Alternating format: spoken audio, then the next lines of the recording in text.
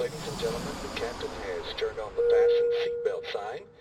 Olá pessoal, estou passando aqui para apresentar para vocês a segunda parte do nosso resumo da disciplina Sistemas de Aviação Civil. Dessa vez eu vou abordar a invenção do avião e todos aqueles elementos ali que estavam ao redor do Santos Dumont e dos companheiros dele quando estavam tentando inventar o avião. Também vou comentar a polêmica entre o Santos Dumont e os irmãos Wright. Então, se você gostar do vídeo, deixe seu like, se inscreva no canal, compartilhe com seus amigos para que a gente possa levar esse conhecimento sobre a aviação civil a cada vez mais pessoas. Muito obrigado e vejo você no nosso resumo. Dando continuidade aí, o que acontece na invenção do avião? O balão já estava ali estabelecido, as pessoas voavam de balão, mas o balão tinha aquele problema, ele ia ao sabor do vento. Era necessário uma máquina que você pudesse resgatar, você pudesse manter, né? E resgatar não, você pudesse ir e voltar para o mesmo lugar, né? E então, nesse momento, o que está acontecendo? O mundo já havia passado pela primeira revolução industrial, né? Que é quando todo aquele dinheiro que saiu das Américas de prata, de ouro brasileiro, de diamantes brasileiros, de prata argentina, uruguaia, enfim, da América Latina, que tudo isso que foi parar, de certa forma, nos cofres ingleses, porque os ingleses eram que davam a proteção, né? Era a grande nação amiga dos outros povos colonizadores, e os ingleses iam botando esse dinheiro no bolso. E aí esse dinheiro acaba financiando, né?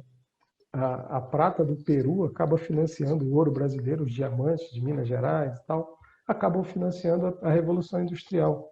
Esse dinheiro, de certa forma, o tráfico negreiro, o açúcar, isso vai financiar as revoluções industriais. Então, a Inglaterra, assim, colocar uma data para a Revolução Industrial é um negócio meio complexo, porque isso é um processo, isso não ocorre da noite para o dia. Né? Então, assim, entre 1760 e 1830, o fato é que, nesse período, máquinas estavam sendo inventadas para substituir o trabalho do homem. Isso aqui você precisa saber da primeira Revolução Industrial. O que foi a primeira Revolução Industrial? Foi colocar uma máquina para fazer o trabalho dos homens. E nesse momento surge o motor a vapor. E começam a surgir até alguns motores elétricos também. O motor elétrico é algo muito antigo. A segunda Revolução Industrial vai aí mais ou menos do término da Primeira até a Segunda Guerra Mundial, término da Primeira Revolução até a Segunda Guerra Mundial. E ela vem fortemente com a indústria química, a indústria elétrica, com motores elétricos aí já mais fortes. Nikola Tesla e os caras estavam bancando ali motor elétrico e acabaram sendo consumidos pelo pessoal que produzia petróleo, os motores a petróleo, né? Mas é o que acontece ali até a Segunda Guerra Mundial. Paris, nesse momento, vivia o que a gente chama de Belle Époque, que vai mais ou menos de 1871, do final da Segunda Revolução Industrial, ali do início da Segunda Revolução Industrial, até a Primeira Guerra Mundial. Essa Belle Époque é o seguinte: você tinha no mundo ali dois países, ou duas cidades, vamos pegar as cidades, que eram Londres e Paris. Londres era a capital financeira do mundo nessa época, mas Paris era a capital intelectual, a capital cultural. E as coisas iam acontecendo em Paris, e Paris vivia uma efervescência artística, cultural. Ganhava-se dinheiro em Londres para gastar nos cabarés parisienses. É mais ou menos assim que funcionava o negócio. E aí você tem a primeira Revolução Industrial, lá uma foto das crianças ali, né? Trabalho infantil, trabalho escravo, ali valia tudo, né, cara? Estamos aí numa época muito estranha. A sociedade estava se afirmando ainda. A segunda Revolução Industrial, e você tem um grande crítico desse, que é o Chaplin, né, com o filme Tempos Modernos. Assista ao filme Tempos Modernos e veja como Chaplin, de maneira genial, criticava esse tratamento que o homem tinha como máquina, como gado. Aliás, ele abre o filme com a cena histórica do gado indo para o curral, e aí ele sobrepõe os homens entrando numa fábrica. Cara, isso é fantástico. Chaplin realmente era genial. E aí, Paris na Belle Époque. Nessa época aí em Paris, o que estava rolando? Cara, você tinha Claude Monet pintando, você tinha Renoir pintando, você tinha Rodin esculpindo, você tinha Debussy na música, tinha Toulouse-Lautrec nas artes gráficas, tinha Cartier produzindo joias e tinha Santos Dumont rico vivendo nesse meio. Né? Santos Dumont podre de rico, jovem, sportsman, que era a palavra, um desportista, envolvido com corrida de carros. Tinha o garoto Alberto Santos Dumont, solto na buraqueira, nessa Paris, com todo o dinheiro do mundo, sem ter que dar satisfação a ninguém, sem ter um pinto para dar de comer. Então, imagina que a vida de Santos Dumont devia ser um negócio muito interessante. Mas antes disso, a gente tem a busca pelo avião. Né? Não era só Santos Dumont que estava querendo inventar o avião.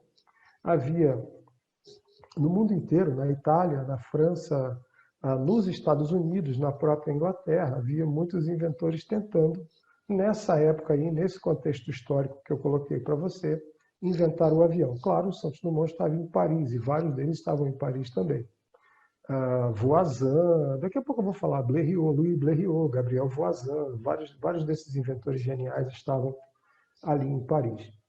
Bom, aí a gente tinha nos Estados Unidos dois outros caras geniais, que são os irmãos Wright, que inventaram uma máquina de voar, que é o Flyer, em 1903. E o Flyer, justiça seja feita, era uma máquina muito melhor que qualquer máquina naquela época. Ele era o que a gente pode chamar hoje de motoplanador. Ele era 2 planos de asa enormes, o sujeito é deitado ali, nessa foto que você está vendo aí, um deles está em pé e o outro está deitado controlando a aeronave, controlando a máquina. Essa máquina é perfeita, voava muito melhor do que o 14 bis, manobrava melhor do que o 14 bis, só para fazer a comparação. Mas por que essa máquina ela não foi considerada na época pelos franceses, pelo Aeroclube de Paris, que é quem estava promovendo o concurso para a invenção do avião? Por que ela não foi considerada um avião? Porque ela não voava por meios próprios, ela precisava ser catapultada no trilho.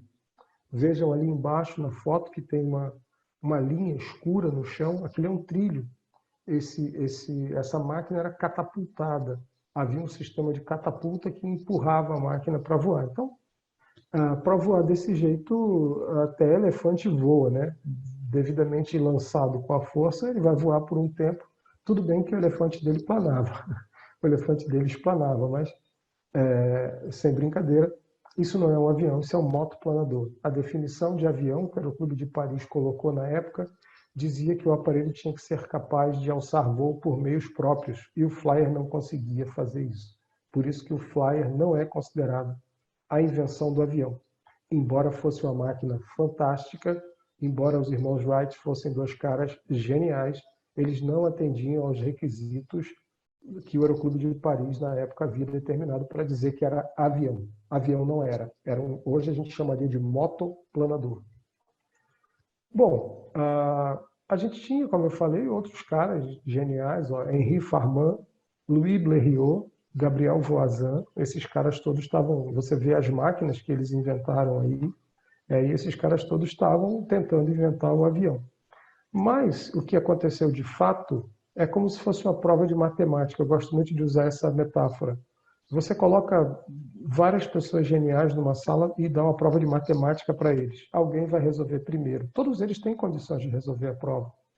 Todos eles têm condições de tirar 10, inclusive. Mas alguém vai terminar primeiro. E quem terminou primeiro essa prova de física, nem era de matemática só, não era uma prova de física, foi o brasileiro Alberto Santos Dumont, através desse aparelho aí, o 14 bis.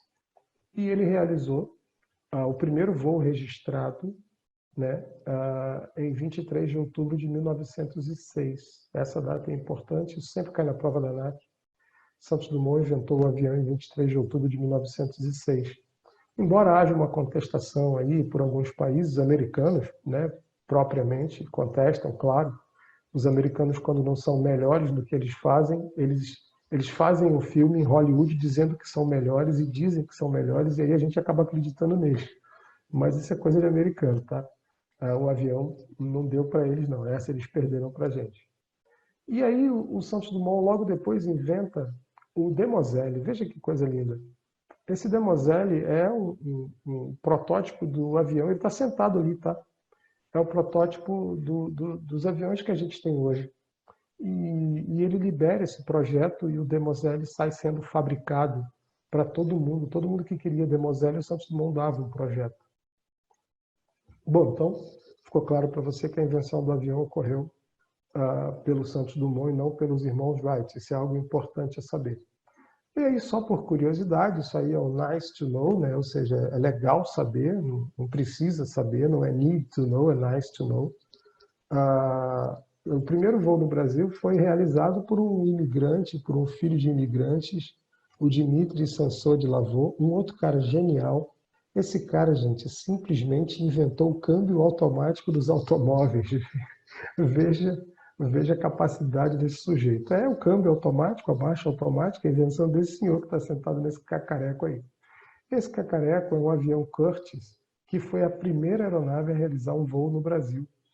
O Sansot de Lavaux comprou o avião, adaptou um motor radial, e em 7 de janeiro de 1910, no interior de São Paulo, onde a família dele tinha uma olaria, uma fábrica de tijolos e cerâmicas, ele faz o voo.